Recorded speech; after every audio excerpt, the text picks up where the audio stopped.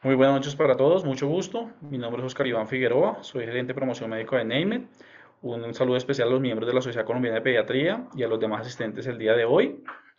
Muchas gracias por su asistencia. El día de hoy tenemos un tema muy interesante y para ello tenemos el speaker, es el doctor Luis Jorge Mejía Perdigón, quien es médico otorrino de la Universidad Nacional de Colombia, con más de 30 años de experiencia como otorrino pediatra. El doctor Mejía también fue jefe del servicio de otorrino del Hospital Universitario La Samaritana de Bogotá, también profesor de la Universidad de La Sabana y actualmente es otorrino de la Unidad Médica del Country.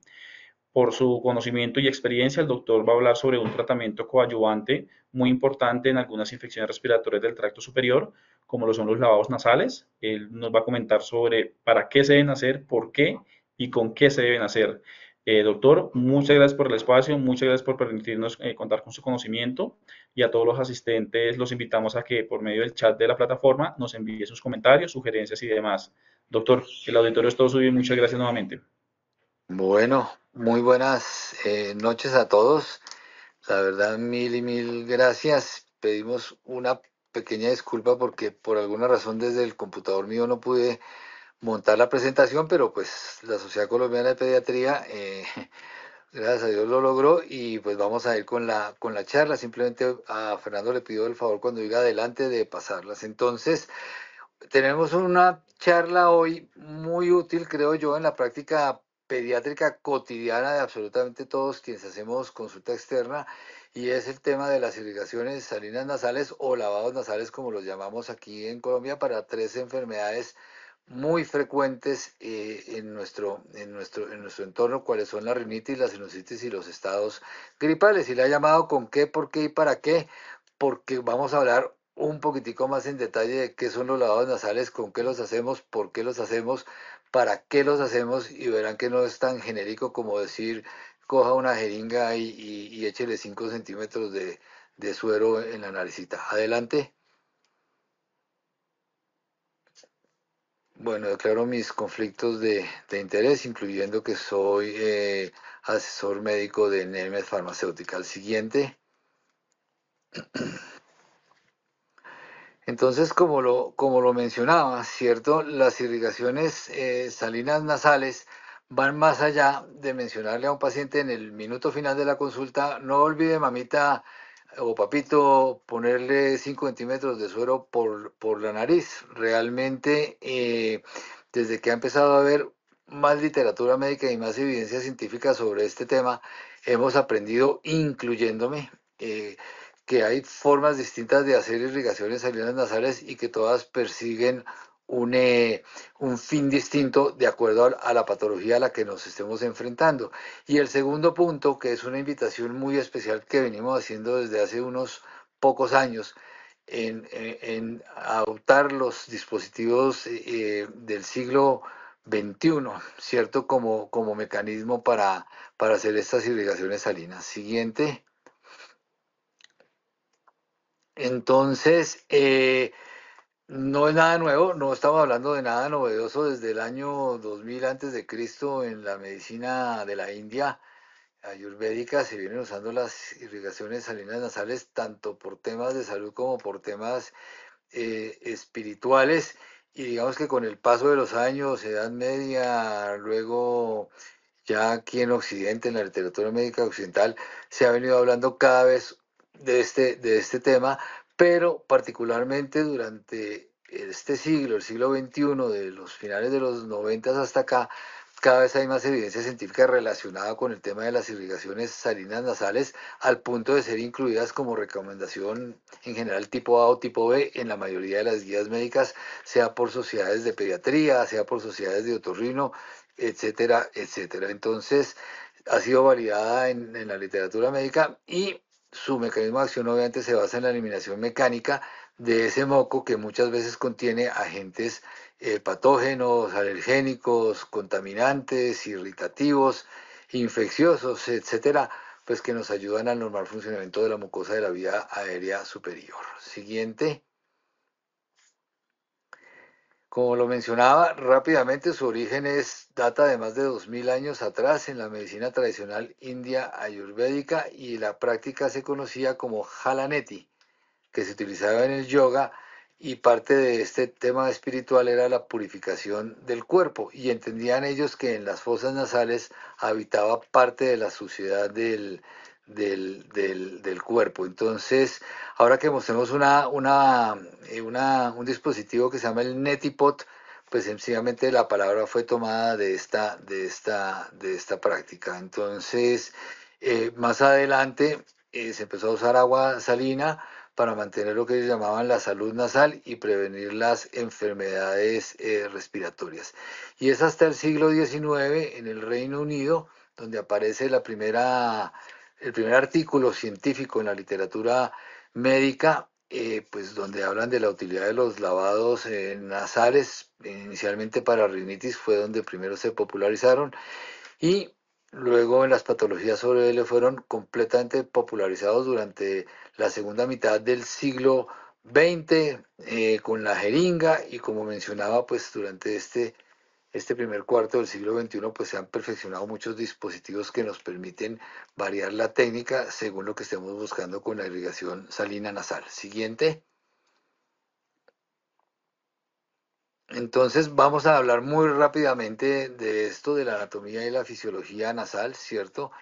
Entendemos que hay una vía aérea única, sin embargo, de manera, diría yo, que arbitraria, se ha dividido topográficamente en la vía aérea alta y la vía aérea baja. Yo me concentro más por la especialidad que tengo en la vía aérea que llamamos alta, pues la cual va desde el orificio nasal hasta la laringe, y está tapizada por una mucosa única que es cilíndrica, pseudoestratificada ciliada, y ese ciliado hace referencia a que este epitelio produce moco y por sus mismos cilios produce un mecanismo de limpieza que se llama el mecanismo de limpieza mucociliar, el cual es absolutamente importante para eliminar toda suerte de partículas, alergenos, microorganismos, irritantes, contaminantes, etcétera, que inhalamos en la respiración cotidiana. Entonces, funciona tanto en la inmunidad innata que tiene la vía aérea al atraparlos de manera directa, pero también colabora en la inmunidad adaptativa al generar cierta información al sistema inmune para generar anticuerpos contra muchos de estas sustancias, bien sean agentes infecciosos o sean alergenos o incluso sean irritantes.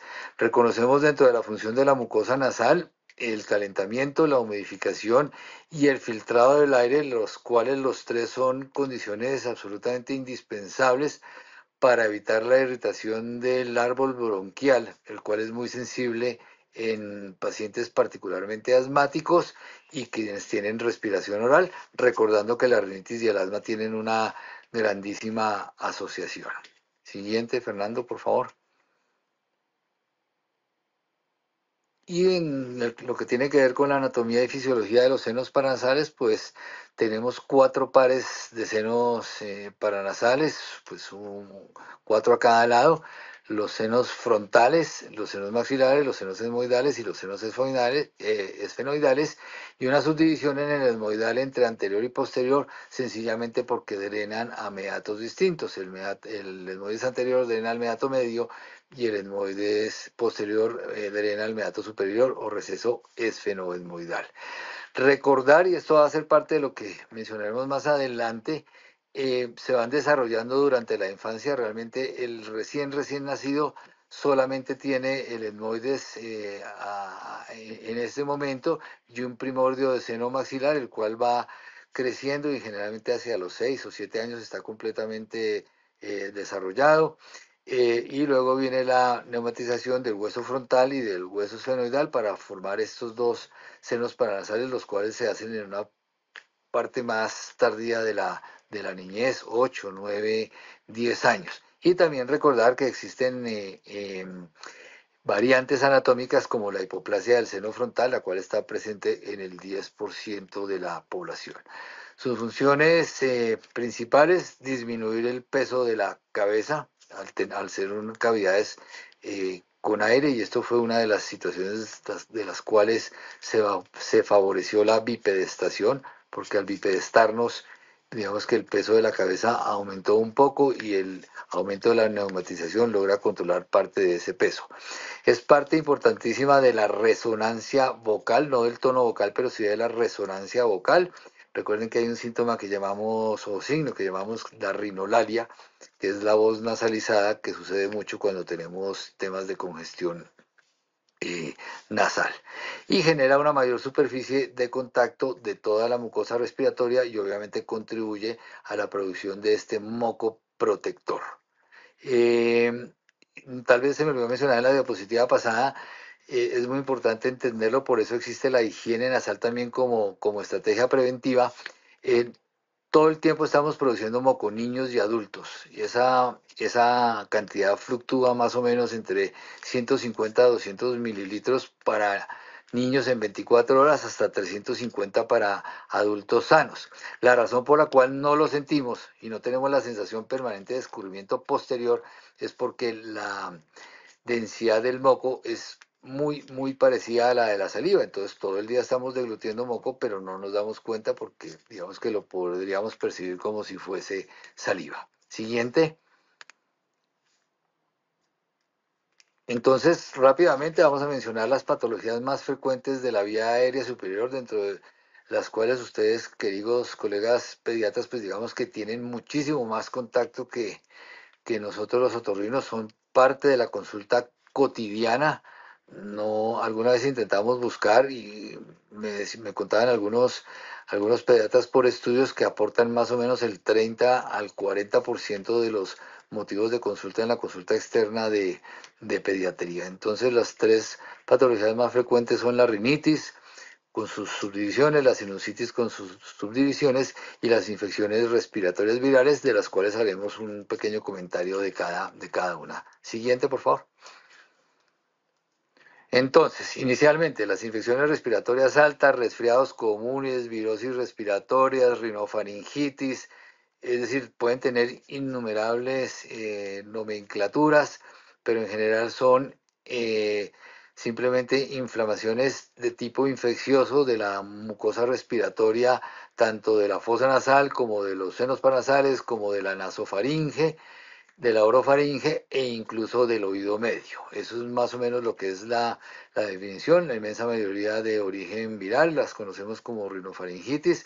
Su incidencia eh, alta está generalmente entre los 2 y los 6 años de edad, cuando los niños empiezan a ir al jardín infantil, y tienden a disminuir en frecuencia después de los 6 años y presentan más o menos una media de 4 a 6 episodios por año, con todo lo que eso conlleva: ausentismo escolar para ellos, ausentismo laboral para los padres, para tener que cuidar a sus hijos o llevarlos al pediatra.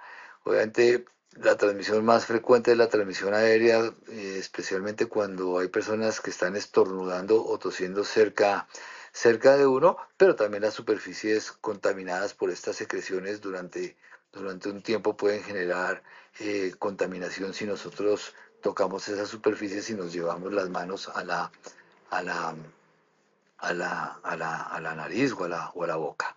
Tienen, como lo mencioné, un altísimo impacto en los sistemas de salud por el número de consultas tan grandes que se llevan a cabo, por las incapacidades, por el número de medicaciones que estos pacientes pueden recibir, particularmente antibióticos, entendiendo que el 5% de esas infecciones virales respiratorias altas se pueden sobreinfectar, en especial en el oído medio, en los senos paranasales, en los bronquios o en los pulmones. Entonces, obviamente unas más graves que otras, muchas de manejo ambulatorio, algunas de manejo hospitalario, y como mencionaba, pues eso hace que se incrementen los costos en salud. Y cuando hablemos de estrategias de prevención, pues me refiero a ello. No solamente la prevención está basada en colocarse tapabocas, en lavarse las manos, como aprendimos todos durante la pandemia del COVID, en limpiar las superficies potencialmente contaminadas, sino curiosamente en las irrigaciones salinas nasales, porque disminuyen de forma importante la carga alergénica. Siguiente. Entonces, etiología: todos los virus que ustedes conocen más que yo y que hoy pues en día se utilizan los paneles virales para tratar de identificarlos o algunas otras pruebas, rinovirus, adenovirus, coronavirus, influenza para influencia, el sincitial respiratorio, etcétera, etcétera. Siguiente. Entonces, dentro de la clínica tampoco, pues en general es un reto diagnóstico muy grande, malestar general, fiebre, congestión de la nariz, dolor de garganta, tos, rinorrea, secreción generante de hialina, estornudos, en algunos casos disfonía, y entonces pues digamos que, como lo mencioné, el reto no es muy grande, pero debemos reconocerlas y sobre todo estar atentos a posibles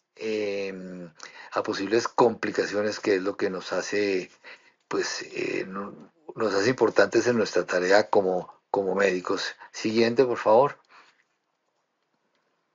Entonces el diagnóstico esencialmente clínica, pero como mencionaba, hoy en día la PCR en los paneles virales, las detecciones de antígenos y algunos métodos indirectos en sangre, serología, pues se utilizan tanto para mirar si hay enfermedad activa, para tratar de identificar el virus. Se ha vuelto desde la pandemia tal vez más importante y más frecuente la identificación real de los picos respiratorios e identificación del virus correspondiente, porque cada pico respiratorio por un virus específico, digamos que cursa con algún cuadro clínico que es muy particular, y sobre todo sirven para tratar de detectar posibles complicaciones que estén generadas por ese virus en particular. Siguiente. El tratamiento, soporte, ¿cierto? Autolimitada, es una enfermedad que normalmente no supera los 3 a 7 días de duración. Se basan en dar analgésicos para la fiebre, mantener hidratado al pequeñito para permitir una mejor fluidificación de las secreciones, y los lavados nasales de alto o bajo volumen. En un ratico miraremos cuál podría estar más indicado. Descongestionantes por tiempo muy limitado, bien sean tomados o de aplicación tópica, antitusivos, y obviamente la tos es uno de los síntomas, y estar en disposición, ¿cierto? Y atentos a detectar posibles sobreinfecciones que requieran un tratamiento adicional. Como mencionaba, las medidas de prevención, bien sea el aislamiento, la limpieza de superficies, el uso de mascarillas y los lavados nasales, todas hoy en día son aceptadas en la literatura médica como estrategias de prevención. Siguiente.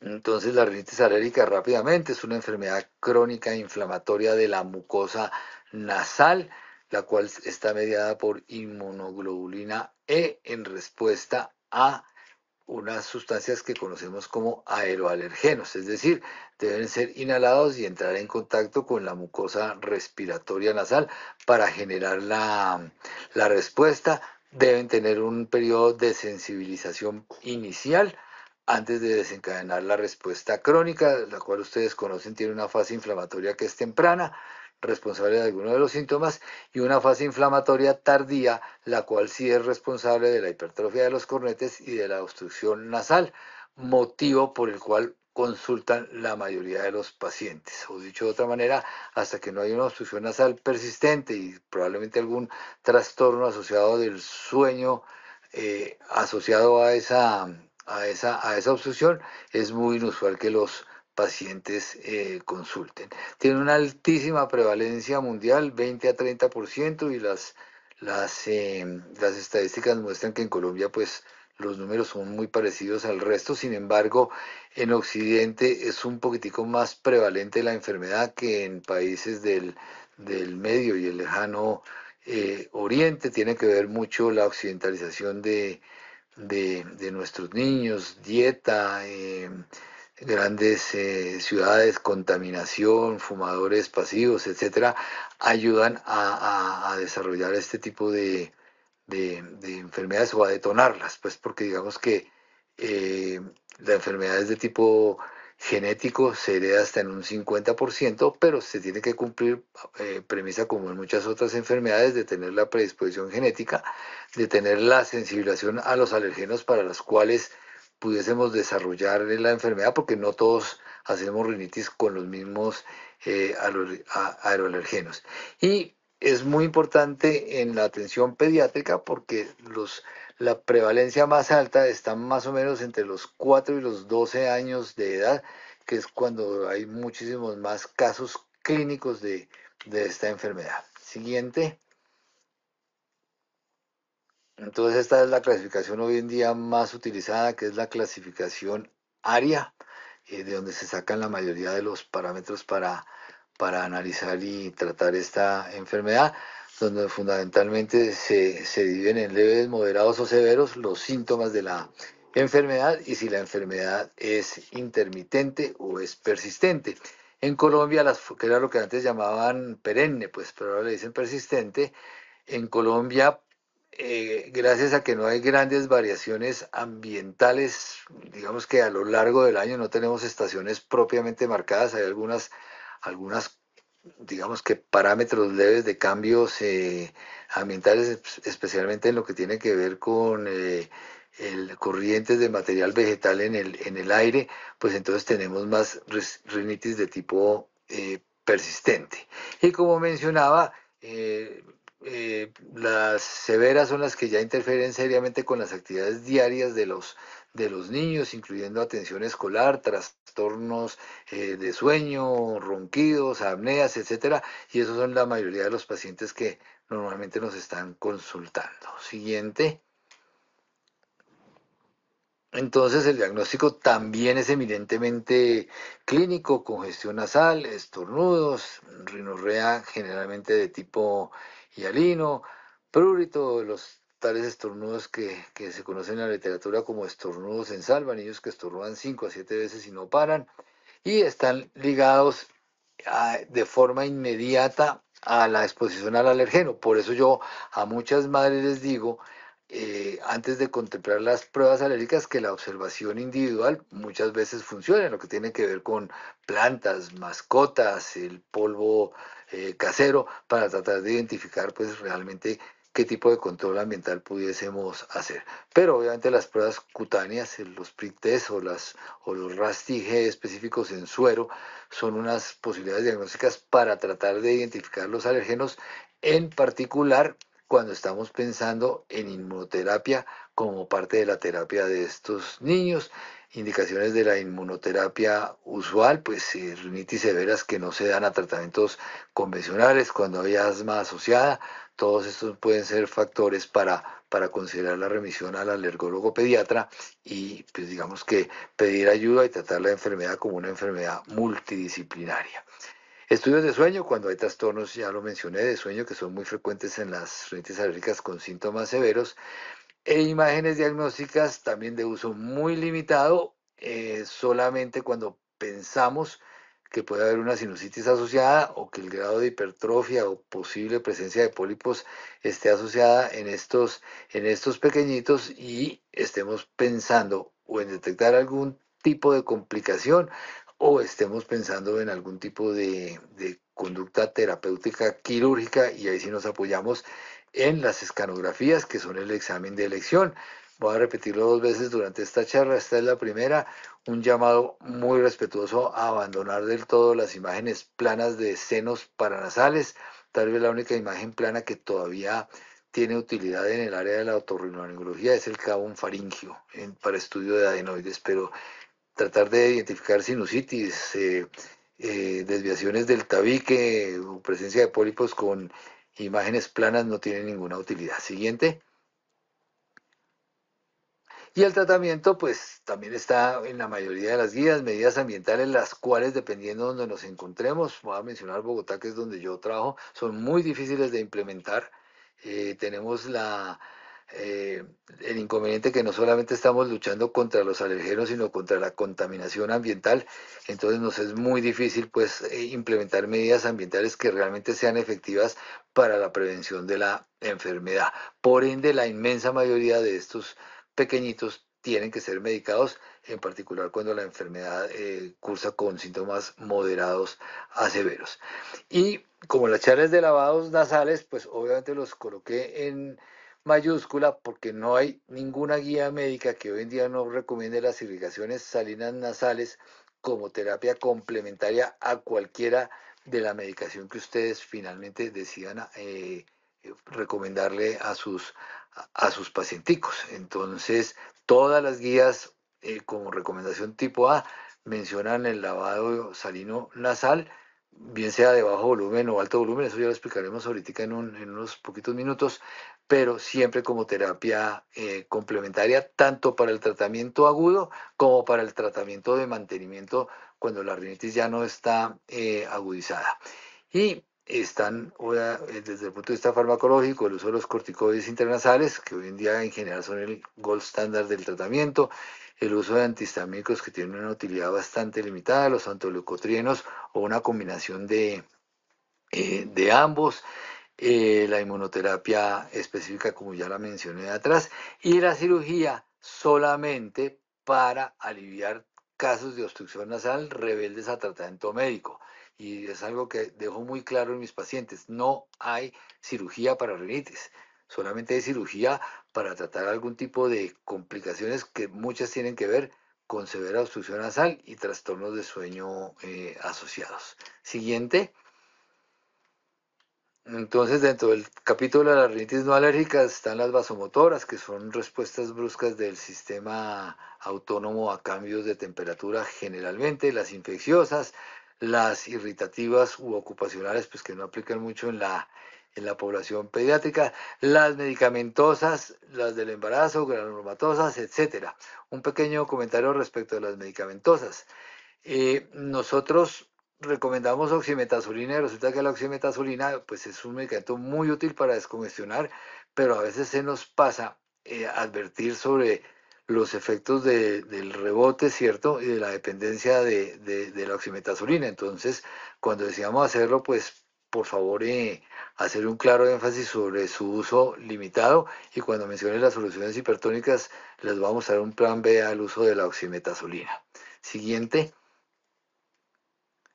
Y por último, la sinusitis, que se define como la inflamación de la mucosa de los senos paranasales, óigase bien, inflamación de la mucosa. Sinusitis no es sinónimo de infección, como todavía muchos pacientes pues creen que es, sino simplemente, y es más, si se quedan con cara de sorpresa cuando en la fórmula no va ningún antibiótico. Fundamentalmente la dividimos en aguda y en crónica, ¿cierto? En la aguda es la duración de los síntomas menor a 4 semanas y la crónica duración de los síntomas mayores a 12 semanas, habiendo como un limbo, ¿cierto?, de 2 meses, en donde realmente no sabemos dónde ubicarnos, pero simplemente porque pues, las enfermedades a veces tienen eh, un tiempo, ¿cierto?, para ser controladas. Entonces, por eso se llamaba subaguda, pero lo han venido eliminando ese término de la literatura médica. Siguiente. Entonces, la mayoría, el 90% son virales por los mismos virus causantes de las rinofaringitis y cursan con rinorrea verdosa. Entonces, la rinorrea verdosa no es sinónimo pues, de infección bacteriana y tendríamos que estar como muy atentos a tratar de diferenciarlo. A veces no es fácil. La fiebre es en general, igual que para la otitis media, un marcador clínico que usamos, fiebre mayor a 38.5 grados, podría ser indicativo de infección bacteriana. Entonces solamente el 10% aplican para infección bacteriana por las tres bacterias que durante muchos años han dominado esta etiología: neumococo, hemófilus influenza y moraxella catarrhalis.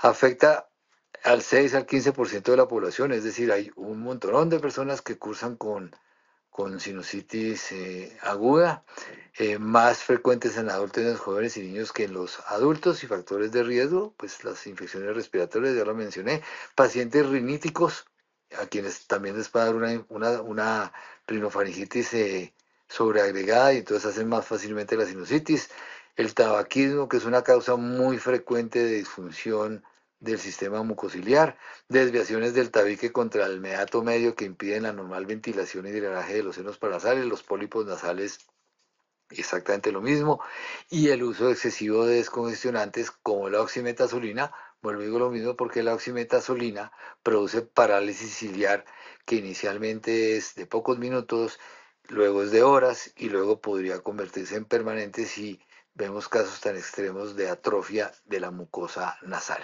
Siguiente.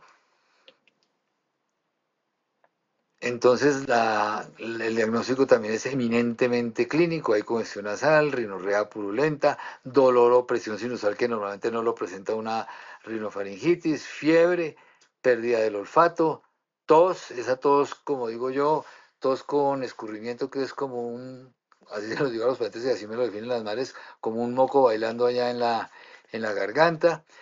Y la misma invitación, no requiere imágenes excepto que estemos sospechando complicaciones. Pero la siguiente duda es una enfermedad de diagnóstico clínico y obviamente en general de manejo empírico. Siguiente. Entonces, lavados nasales de alto volumen. Aquí vamos a mencionar la primera diferencia. Entonces, cuando estamos con excesiva congestión nasal, la cual proviene de secreciones de los senos paranasales, las irrigaciones de bajo volumen sencillamente no van a llegar a, a los senos paranasales y no vamos a lograr un adecuado barrido de esas secreciones que están en las cavidades paranasales. Analgésicos, hidratación, descongestionantes como lo mencioné para las gripas de uso muy limitado. Los corticoides intranasales sí están indicados porque aceleran la desinflamación de la mucosa nasal.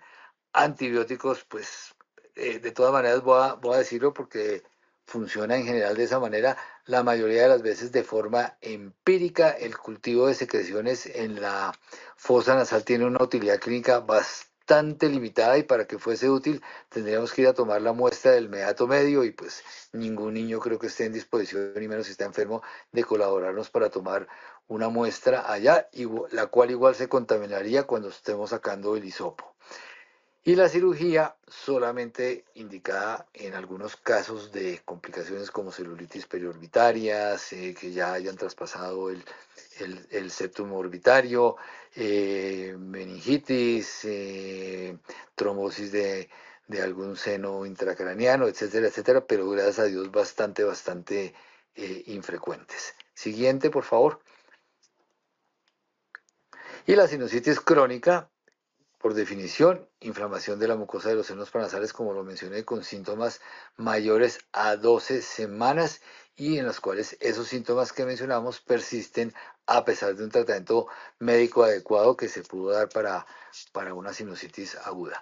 La prevalencia es del 5 al 12% de la población mundial. Había un estudio en Colombia que la midió en cerca del 10 al 11%. Entonces, si hacemos cuentas rápidas, tenemos más o menos 5,5 millones de colombianos, entre los cuales los niños no se escapan con sinusitis crónica, siendo tratados como riníticos, como que la gripa se le quedó pegada y no mejora. Entonces, es una enfermedad que realmente afecta la calidad de vida, también afecta a adultos jóvenes y a personas de mediana edad, tiene una alta relación con asma y rinitis alérgica y produce un gran impacto en la calidad de vida y productividad y es un factor de riesgo de sobreinfecciones bastante frecuente. Siguiente, simplemente volver a recalcar el concepto, es una inflamación más que una infección activa y debemos estar en capacidad de reconocer cuándo es infección y cuándo es inflamación crónica. Siempre tiene factores alérgicos, anatómicos o microbiológicos asociados o inmunológicos como inmunodeficiencias, etcétera, exposiciones a alergenos en caso de los pacientes alérgicos y algunas enfermedades pues que ya no son muy frecuentes pero que puedan producir disfunción mucociliar como la fibrosis quística y la disquinesia ciliar. Sin embargo, también como lo mencioné ahorita, algunas situaciones normales del medio ambiente, bueno, normales no, perdón, algunas situaciones del medio ambiente como el tabaquismo pasivo, como el uso excesivo de descongestionantes tópicos, la contaminación ambiental excesiva, pueden producir parálisis ciliar, generando, pues, digamos que persistencia en los síntomas de sinusitis crónica. Siguiente. Siguiente, por favor. Entonces, la clasificación clásica hoy en día fenotípicamente con pólipos o sin pólipos, esa es una fotografía de un pólipo nasal, una variedad muy rara, pero que también existe, la sinusitis fúngica alérgica, y tratar de identificar si el paciente tiene una infección bacteriana persistente. Pero hoy en día normalmente lo que hacemos es tratar de clasificar si tienen o no tienen pólipos. Estudios en Colombia demuestran que la forma sin pólipos es un poco más frecuente. Sin embargo, la rinitis crónica con pólipos también tiene una prevalencia del 30 al 40%, y debemos reconocerla muchas veces con ayudas endoscópicas o con ayudas imagenológicas, porque no hay que esperar a que los pólipos estén protruyendo como ese que muestra la fotografía para clasificar al paciente como un paciente con rinocetis crónica polipoide. Siguiente, por favor. Entonces, la clínica: obstrucción nasal crónica, congestión, rinorrea anterior y posterior, es decir, el paciente que permanentemente tiene descarga posterior de moco espeso, y en los cuales genera en los niños una tos persistente. En los niños la tos persistente con escurrimiento se considera un criterio mayor de diagnóstico de sinusitis crónica, y en los adultos no se considera. Cefalea y presión facial persistente, especialmente cuando hay ambientes muy fríos. Hoy en día se le da mucha utilidad a la hiposmia y a la anosmia, pero a veces sacar este dato en los niños pues no es fácil, ¿cierto? Y pues obviamente estar atentos a detectar pólipos nasales, porque simplemente hacen que el cuadro clínico sea mucho más evidente y mucho más severo. Siguiente, por favor. Entonces, el diagnóstico, como lo mencioné, también es clínico, historia y exploración física. En estos pacientes sí pudiese estar indicada la endoscopia nasal, en particular cuando estamos sospechando poliposis nasal, para mirar también el grado de extensión de la enfermedad y cómo se comporta el meato medio, que es el drenaje natural de estos senos paranasales. Y las imágenes diagnósticas, si las requiriéramos, son la escanografía de senos paranasales simple. Entonces nos ayuda a evaluar el grado de ocupación sinusal. Si estamos en pólipos, hay una clasificación escanográfica para medir el grado de severidad de esa poliposis nasal, si hay bloqueo osteomeatal, y muchas veces pues a quienes hacemos cirugía pues también nos sirve para planear el acto quirúrgico. Siguiente.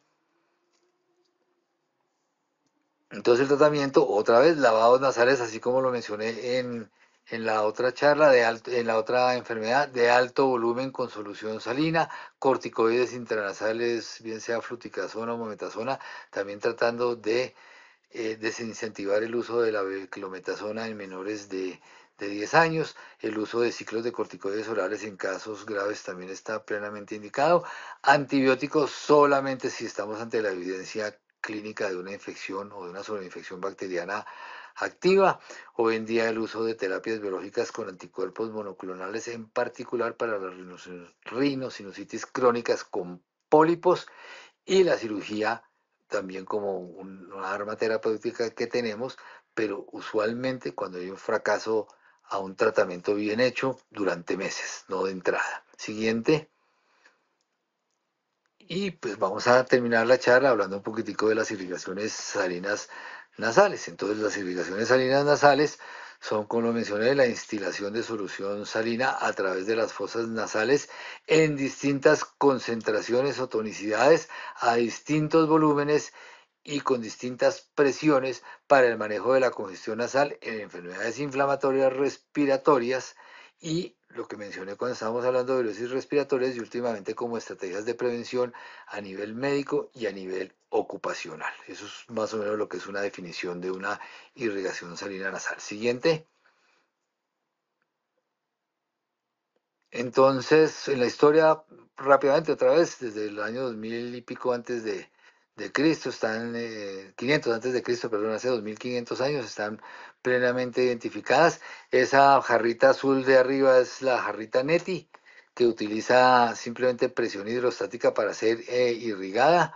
Un poquito incómoda hoy en día su uso, pero pues se usó durante mucho tiempo, pero provee el volumen suficiente para llegar a los senos paranasales.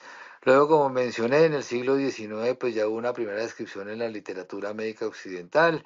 Este autor francés, el doctor Proetz, diseñó un dispositivo bastante engorroso, pero lo logró y lo logró gracias a que años antes un doctor Weber se dio cuenta que si nosotros abríamos la boca de esta manera, el paladar blando iba hacia arriba y entonces eso permitía hacer lavados nasales sin el riesgo de que los pacientes se atoraran o que esa solución salina se fuese hacia la orofaringe independientemente del volumen que usáramos. Tan es así que en el manual CUPS de Colombia la palabra desplazamientos o PROETS todavía existe con el código correspondiente. Luego en los 70 se popularizó la jeringa, fue muy útil porque no había otros dispositivos, fue la primera manera de masificar las irrigaciones salinas nasales y no tener que asistir a instituciones de salud para poder hacerlos, pero en los años 90 pues se perfeccionaron muchos dispositivos médicos que los hicieron más eficaces y más seguros. En la mayoría de guías, como lo había mencionado, también por esa época se empezaron a incluir las irrigaciones salinas nasales como parte de la terapia complementaria de estas enfermedades que hemos mencionado durante esta charla.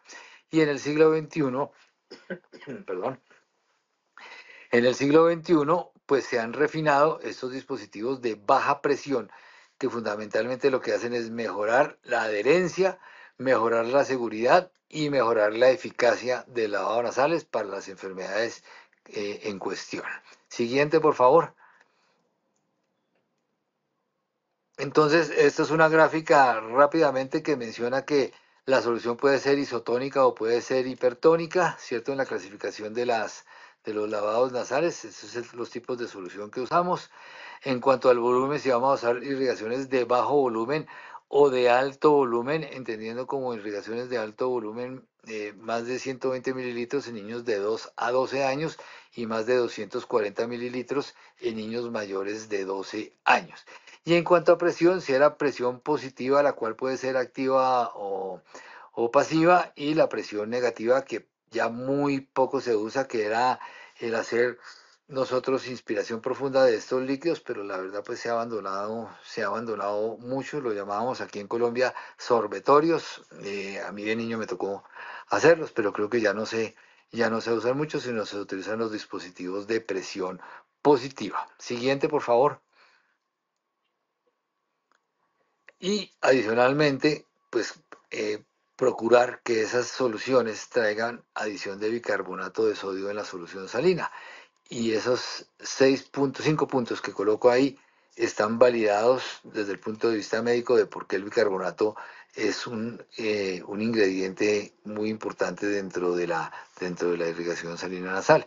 Entonces mejoran el pH aproximadamente 7,4, que es el pH normal corporal, reduciendo la acidez del suero convencional, que es el que viene en la bolsa, y disminuye la sensación de irritación o ardor en la mucosa nasal. Y eso es fundamental en los niños. Puede que un adulto lo tolere de una mejor manera, pero en los niños se vuelve, digamos que, un tema casi que de inadherencia sentir este tipo de sensaciones. Actúan como un mucolítico suave, entonces disminuyen la densidad de las secreciones, facilitando que el mismo lavado las pueda llevar y eliminar. Restaura la función mucociliar al mantener el pH fisiológico. Ese pH fisiológico es el que permite el batido mucociliar normal. Y al aumentar, obviamente, o al alcalinizar un poquitico el pH de la mucosa nasal, inhibe el crecimiento de algunas bacterias, genera algún pequeño efecto antimicrobiano útil. La concentración normal en estas soluciones es del 0,25%. Siguiente. Entonces mencionaba que podía ser una solución isotónica o hipertónica. Las soluciones isotónicas se utilizan más en los temas de higiene nasal, es decir, en lavados preventivos, en mantenimiento en rinitis alérgicas o sinusitis crónicas, las cuales ya no cursan con exceso de congestión de la nariz, y en resfriados o rinofaringitis que cursen con poca congestión nasal. ¿Por qué preventivas? Hay revisiones sistemáticas de la literatura que muestran que si habíamos mencionado que Frecuencia de infecciones respiratorias virales es de 4 a 6 por año en el grupo de 2 a 6 años de edad. El hacer lavados nasales cotidianos 2 veces por día, en particular cuando los niños están yendo a la guardería, al jardín infantil, puede que puedan descansar en vacaciones, disminuye a la mitad la frecuencia. Es decir, en lugar de 4 a 6, podrían presentar 2 a 3 episodios gripales por año, lo cual, como mencioné, desde el punto de vista del impacto en el sistema de salud y en los costos, pues realmente valdría la pena tenerlo en cuenta. Y las soluciones hipertónicas se utilizan para congestión nasal severa, sinusitis agudas o crónicas que estén reagudizadas, precisamente porque cursan con este tipo de congestión, rinitis alérgicas también muy reagudizadas, donde los cornetes inferiores estén muy edematizados, poliposis nasal y posoperatorios de cirugías nasosinusales. Se recomienda su uso por cortos periodos porque la hipertonicidad, a pesar de que algunas soluciones traen bicarbonato, pueden producir después de unos días ardor, resequedad y muy eventualmente sangraditos nasales leves. Siguiente. Ahora el alto o el bajo volumen. Entonces, si el bajo volumen está indicado, el bajo volumen ya lo mencioné, normalmente son lo que hemos recetado o recomendado durante todos estos años antes de que apareciera el alto volumen, volúmenes volúmenes similares a 2, 5, 10, máximo 20 centímetros cúbicos, los cuales durante todo este tiempo y todavía se siguen aplicando con la jeringa nasal. Son muy útiles en el tema de la higiene nasal, como lo mencioné en la diapositiva pasada. Son útiles cuando se cursa con poca congestión nasal y en el mantenimiento de la rinitis alérgica. Pero lo que vino a revolucionar el concepto es el alto volumen. Como lo mencioné, es baja presión para que sea adherente, pero que el flujo sea constante. Si no, no estamos aplicando alto volumen y lo menciono porque he recibido tanto de pacientes como de colegas y terapeutas respiratorias la solución a decir, pues présteme, si vamos a aplicar 120 mililitros en niños de 2 a 12 años, pues me consigo una jeringa de 20 y le hago 6 irrigaciones, o sea, 3 por cada fosa nasal. No es útil porque lo que muestra ahorita una foto que les voy a mostrar es que el flujo constante es el que permite ingresar la solución a los senos paranasales. Para menores de 12 años, ya había mencionado, 240 mililitros, están muy indicadas en sinusitis agudas y crónicas, es decir, en todo lo que tenga que ver con patología de los senos paranasales, incluyendo los posoperatorios, y también son muy útiles cuando hay gran congestión nasal porque tenemos que mover y barrer grandes cantidades de secreción o de moco. Siguiente, por favor. Entonces esta era la foto que les iba a mostrar, es esta y la que sigue. La fotografía en azul muestra solución salina marcada con algún isótopo radioactivo y después tomadas las fotografías donde vemos que a mayor tiempo y mayor volumen, pasemos la que sigue, ¿cierto? Ahí estamos viendo, durante 4 segundos con las cantidades indicadas logramos copar los senos paranasales, particularmente el etmoides y el maxilar, que son los senos más frecuentemente comprometidos en sinusitis, ¿cierto? Y son los más constantes en los niños, pero logramos copar todas las cavidades paranasales. Entonces, es el alto volumen al flujo constante, ¿cierto? Y a baja presión, lo que hace que el lavado sea efectivo para tratar patologías sinusales. Siguiente, por favor. Entonces, uy, creo que nos pasamos una, creo que se pasó una, si no estoy mal. Entonces, su uso en estados gripales, ¿cierto? Para mencionar cada patología en particular, para disminuir la congestión nasal, para reducir la carga viral al eliminar secreciones infectadas. Lo usaron mucho hay estudios de Israel durante la época de la pandemia que mostraron que soluciones hipertónicas, después de haber tenido contacto en una misma familia, podía hacer que pasaran dos cosas, o a algunos miembros del entorno familiar no desarrollaban el COVID o les duraba un par de días menos. Entonces, el uso temprano funcionaba al reducir la carga viral, disminuyó obviamente el riesgo de sobreinfección. Eh, y se utilizan, como ya lo he mencionado varias veces, como estrategia de prevención para reducir a la mitad la frecuencia de virosis respiratorias, en particular en los niños que están en edad preescolar, le hace 2 a 6 años. Siguiente,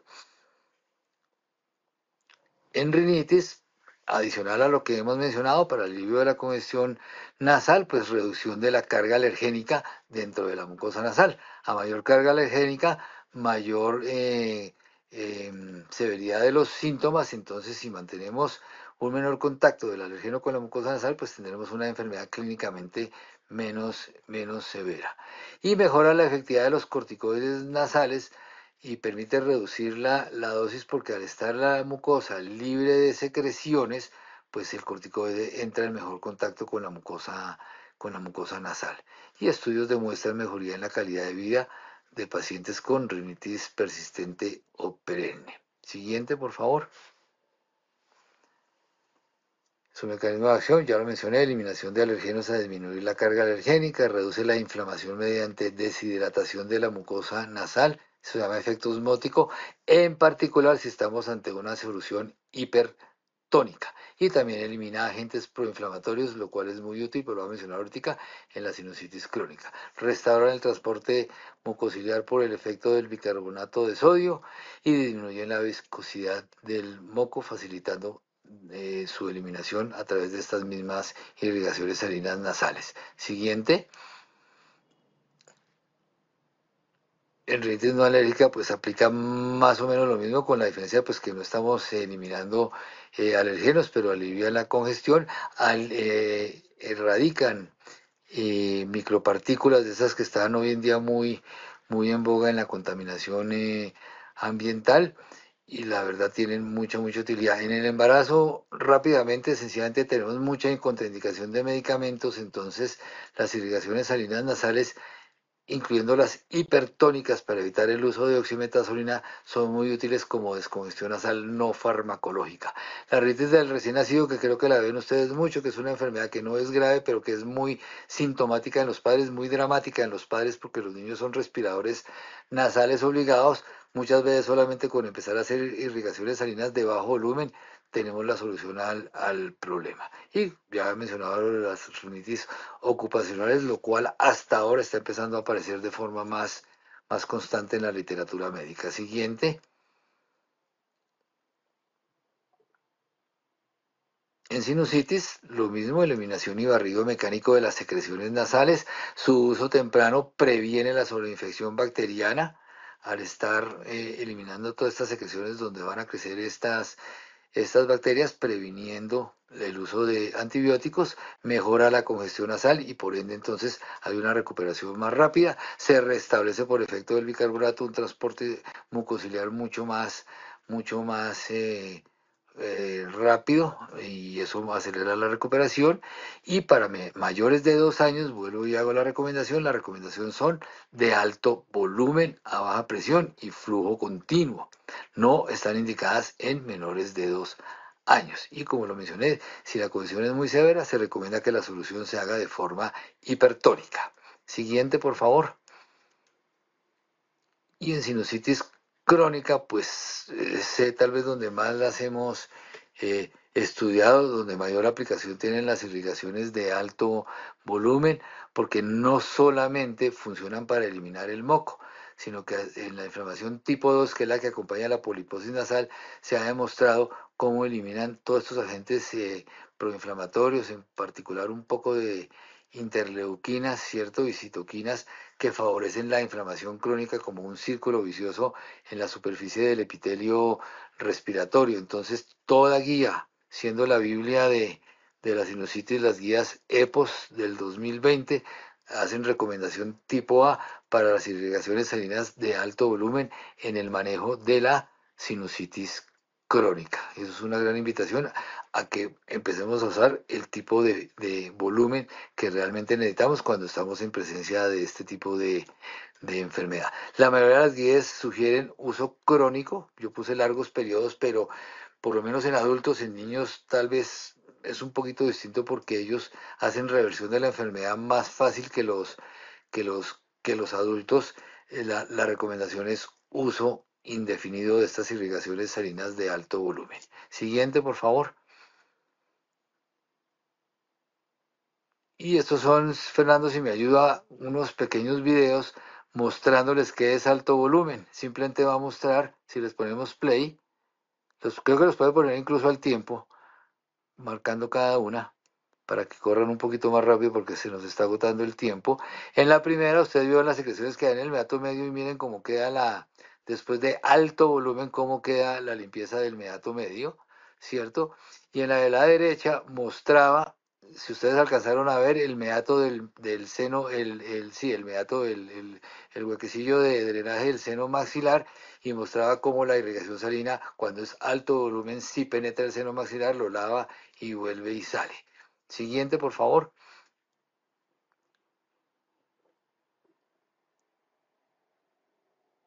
Entonces, evidencia científica, solamente esta y la que sigue, simplemente mostrar que hay revisiones sistemáticas, guías, consensos, metaanálisis, donde podemos encontrar evidencia científica sobre el uso de las irrigaciones salinas, en particular de alto volumen y de flujo continuo, bien sea isotónicas o hipertónicas, para el manejo de las patologías que cursan con alta congestión nasal. Siguiente.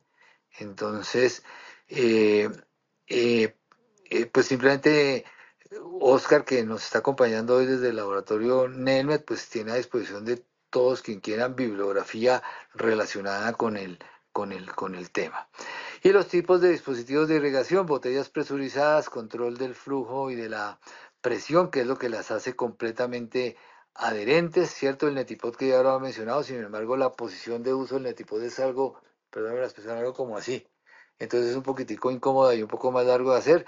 Irrigadores eléctricos, un poco costosos, pero son muy eficaces en el manejo de sinusitis crónica. Sin embargo, las botellas escualizables o para presión o presurizadas, pues son las que se están masificando porque se pueden hacer en casa tanto para niños como para adultos. Siguiente. Eh, bueno, eso era lo que había mencionado, que hay revisión suficiente para mostrar que con toda confianza podemos recomendar las irrigaciones salinas nasales en estas patologías. Siguiente, por favor. Y entonces, comparando las soluciones, ya lo mencioné, isotónicas para uso diario y mantenimiento, y las soluciones hipertónicas cuando tengamos severa congestión nasal, porque producen deshidratación osmótica de la mucosa nasal sin tener que recurrir a fármacos. Yo le recomiendo a mis pacientes padres, pues que van con los chiquitinos, que las usen en el próximo estado gripal, y la verdad la respuesta clínica también es de minutos, muy parecida a la de la oximetazolina, sin los efectos alfa-adrenérgicos que produce el uso de este tipo de gotas, pero no recomendamos el uso prolongado por lo que ha mencionado anteriormente. Siguiente. Y por último, ya pues si ponemos pues gastarle 1 o 2 minuticos de nuestra consulta, ¿cierto? A enseñar a nuestros chiquitines a hacerse irrigaciones salinas de alto volumen. La adherencia de los padres a este tipo de dispositivos es impresionante. Muchas veces me dicen la botellita, pues, pero la verdad, cuando los padres conocen este tipo de irrigaciones salinas nasales, eh, se casan con este tipo de lavados nasales y terminan siendo muy agresivos, y como lo muestro en esta foto, pues es algo que es completamente adherente, ¿cierto? Fácil de hacer, y que se puede hacer en casa, precisamente porque se trata de hacerlo por periodos prolongados sin tener que recurrir a otros profesionales de la salud como terapia respiratoria, enfermería, etcétera, etcétera, pero tenemos que instruir un poquitico a nuestros padres. Siguiente, por favor. Este también era otro, si lo podemos correr, pues si lo puede adelantar, pero más o menos muestra lo mismo: alto flujo a baja presión. Simplemente pues que yo me gasto un poquitico del tiempo de mi consulta en pacientes, especialmente en pacientes que creo que van a requerirlo durante mucho tiempo, en cómo enseñarles a hacer el lavado nasal. Es muy importante la posición. Si ustedes ven, el paciente debe estar inclinado hacia adelante. Si ya es lo suficientemente grandecito, decirle que abra la boca como un mecanismo de protección adicional, y hacer la presión de la botella de forma lenta, de forma absolutamente lenta, para que realmente sea útil, sea adherente y no vamos a tener problemas en el oído medio. Yo les recomiendo normalmente contar como hasta 4 o 5 mientras van oprimiendo la botella, pues para que se vuelva a costumbre. Al hacerlo así, media botellita irá por un lado y luego la otra media botellita irá por el siguiente lado. Siguiente, por favor.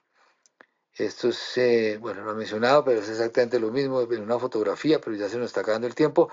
Las irrigaciones salinas de bajo volumen a baja presión también deben reemplazar el uso de la jeringa porque son más adherentes y permiten mayor eficacia, dispersan el chorro. Como dije, vienen con bicarbonato de sodio, la cual las hace más tolerables. Y entonces es mi invitación a empezar a usar dispositivos de bajo volumen a baja presión, entendiendo que la opresión de la válvula debe durar al menos 2 o 3 segundos para que de verdad sea un lavado, porque muchos pacientes hacen y eso pues no nos va a servir absolutamente para nada. Siguiente, por favor. Dos contraindicaciones, no hay muchas, pues, pero el tema de la bolsa con la jeringa, pues conlleva riesgos de infecciones. Pacientes que estén sangrando, pues no recomendamos mucho el lavadito nasal y de pronto niños muy, muy pequeñitos o personas de edad en los cuales sospechemos riesgos de aspiración por alguna condición neurológica. Siguiente.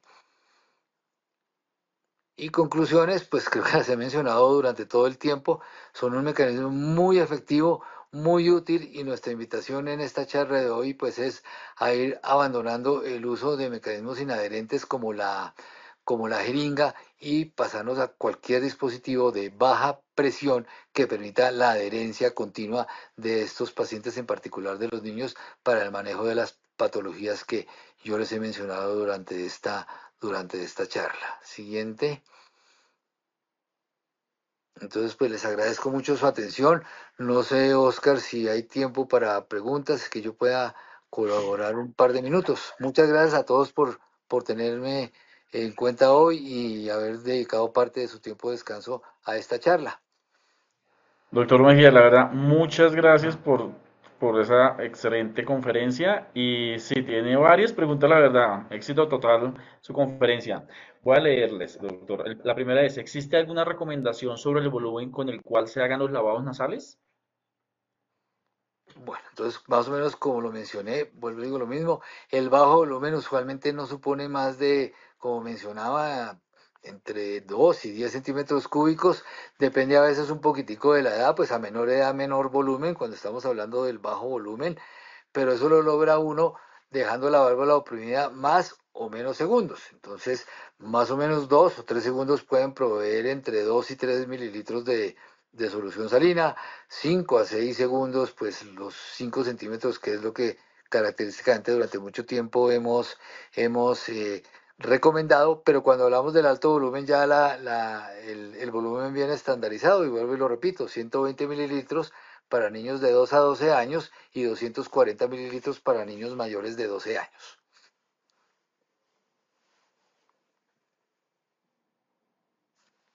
Se le fue se le Oscar, apagó el tienes micrófono. apagado el Qué micrófono. pena, discúlpeme, qué pena. Doctor, ¿los corticoides nasales están aprobados a partir de qué edad?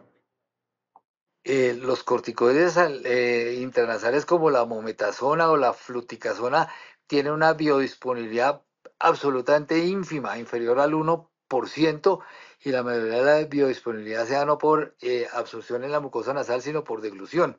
Pues porque al final la limpieza mucociliar lleva el corticoide a la garganta y uno lo deglute. Son absolutamente seguros. El INVIMA lo recomienda a partir de los 2 años, pero realmente por estudios médicos, no por regulación legal. Tengo que hacer la salvedad de las dos cosas. Eh, por indicación médica, yo los uso incluso hasta en rinitis del recién nacido cuando las irrigaciones salinas son insuficientes, obviamente por periodos muy cortos. Pero cuando estaba hablando del niño rinítico, que es el niño de 4, 5, 6, 7, 8 años, que es donde están la mayoría de los chinitos congestionados, yo lo que ahora hago sí es reducción de la dosis gracias a los lavados nasales, para que además los padres sientan que su chiquitín no depende tanto del corticoide para funcionar bien, pero haciéndoles énfasis en que son absolutamente seguros porque no hay efectos sistémicos secundarios. El único es la sequedad nasal que a veces producen, y entonces se recomienda cuando su uso va a ser crónico apoyarse en un lubricante nasal para evitar sangraditos nasales. El 7% de los niños que usan corticoides intranasales pueden sangrar. Y, como lo mencioné en la charla rápidamente, desprestigiar absolutamente el uso de la beclometasona en menores de 10 años. Doctor, muchas gracias. Otra pregunta de otro asistente. En pacientes con rinocinositis crónica que incluso han requerido cirugía de obstrucción de vía aérea, ¿está indicado el uso del lavado de forma regular diariamente previo a la aplicación del esteroide? Correcto, absolutamente correcto. Ya la pregunta traía la respuesta incluida. De hecho, ha cambiado un poquitico el concepto. Yo sé que no es de parte de esta especialidad de la pediatría, pero el concepto de por qué se operan los senos paranasales en presencia de sinusitis crónica ha cambiado. Hace muchos años era para eliminar infecciones que tal vez ni existían, ¿cierto? Luego se creó el concepto de cirugía funcional y entonces era que queríamos ventilar los senos paranasales y que eso iba a solucionar el problema y la solución fue parcial. Y desde hace unos 15 años para acá, los rinólogos más renombrados a nivel mundial han mostrado que el objetivo principal de la cirugía de senos paranasales es abrir unas cavidades lo suficientemente amplias y conectadas a la fosa nasal para permitir las irrigaciones salinas nasales de alto volumen por periodos muy prolongados. Entonces, la indicación de operar es para poder hacer un lavado más adecuado. Doctor, gracias. Otra pregunta. ¿Cuál es la relación entre la sinusitis crónica y los trastornos aerodigestivos en la infancia? ¿Cómo sospechar? ¿Cómo diagnosticar? Eh, pues no entiendo muy bien el contexto de la pregunta. No sé si hace referencia a que algunas alergias alimentarias pues pueden terminar siendo también eh, como órgano blanco en la nariz y los senos paranasales. No sé si es a lo que se refiere la, la pregunta, porque pues trastorno aerodigestivo no sé si hará también referencia a la aerofagia, es decir, a que los niños respiradores orales pues también digamos que tienen mayor deglución de aire que la persona que lo hace por fosas nasales y pues eso trae distensión abdominal, dolores abdominales crónicos, pero pues la verdad no entendí muy bien el contexto de la pregunta. Ok, doctor, muchas gracias. De pronto al asistente que nos hizo la pregunta que nos la envíe nuevamente y ya después con tiempo la contestamos. Doctor, ¿en qué pacientes podría usarse beclometasona nasal? ¿Cuál es la razón de no usarlo en menores de 10 años? La biodisponibilidad de la beclometasona sí es del 10%, mientras que la mometasona y la fluticasona es menor al 1%.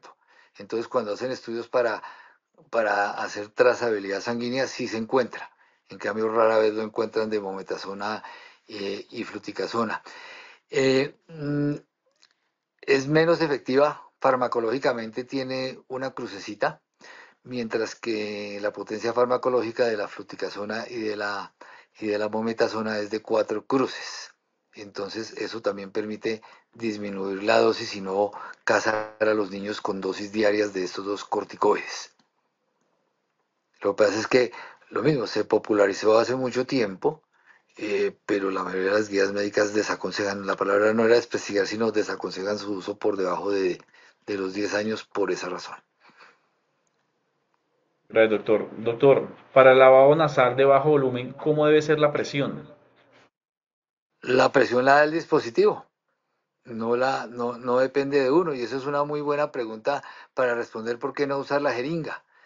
Resulta que tanto padres como algunos profesionales paramédicos creen que la efectividad del lavado nasal está en la presión y lo hemos visto, no sé, pues yo sé que lo ven más los pediatras que yo, pero en las unidades de urgencias, en la unidad de terapia respiratoria, ¿cierto? En el área de terapia respiratoria, que todavía desafortunadamente diría yo, se hacen lavados con jeringa, se cree que a mayor congestión, si hago la presión más duro, eso es lo que va a aliviar la congestión y lo único que estamos generando es un trauma, inadherencia, miedo, riesgos potenciales al oído al oído medio.